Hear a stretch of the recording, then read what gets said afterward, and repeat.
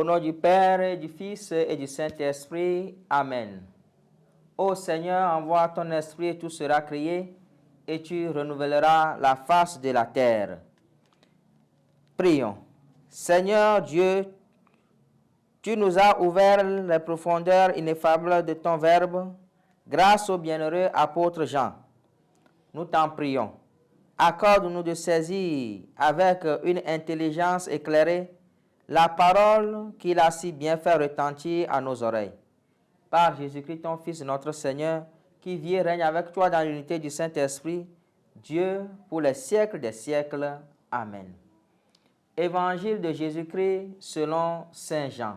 Le premier jour de la semaine, Marie-Madeleine courut trouver Simon-Pierre et l'autre disciple, celui que Jésus aimait, et elle leur dit: on a enlevé le Seigneur de son tombeau et nous ne savons pas où on l'a déposé.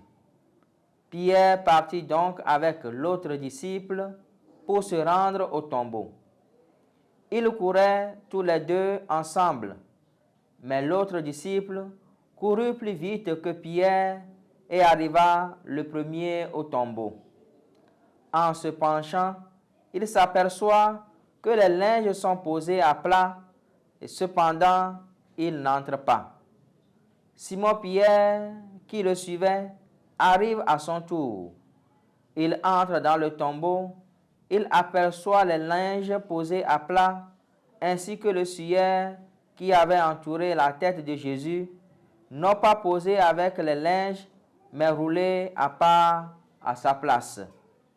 C'est alors qu'entre l'autre disciple, lui qui était arrivé le premier au tombeau, il vit et il crut.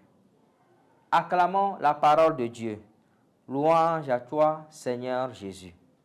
Chers frères et sœurs, aujourd'hui, 27 décembre 2022, nous fêtons Saint Jean apôtre l'évangéliste. Dans l'évangile que nous venons d'écouter, Marie-Madeleine, Simon-Pierre et l'autre disciple posent tous les trois le même geste à l'égard de Jésus et par amour pour lui. Tous les trois courent pour se rendre au tombeau de Jésus. Aussi, les trois ont remarqué le tombeau vide. Par suite, Simon-Pierre entre et puis l'autre disciple. Ce dernier vit et crut. L'attitude de ces disciples nous rappelle la soif que nous avons de notre Seigneur Jésus-Christ lorsque nous sentons qu'il est loin de nous ou que nous nous sommes éloignés de lui. Cette attitude nous rappelle que sans le Seigneur, nous ne pouvons rien faire. Ainsi que lui-même l'avait dit: sans moi, vous ne pouvez rien faire.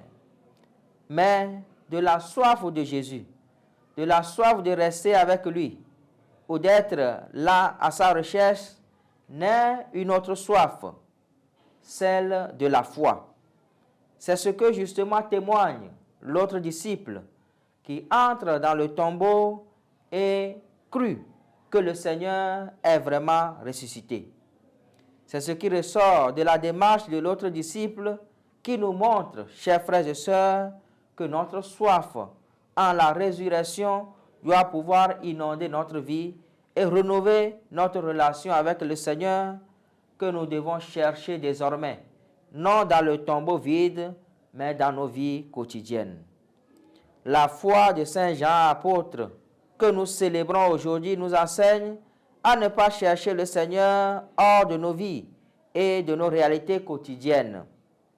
Comme les linges posés à plat dans le tombeau, à la place où reposait son corps, le Seigneur, dans les signes quotidiens, nous révèle qu'il est vivant.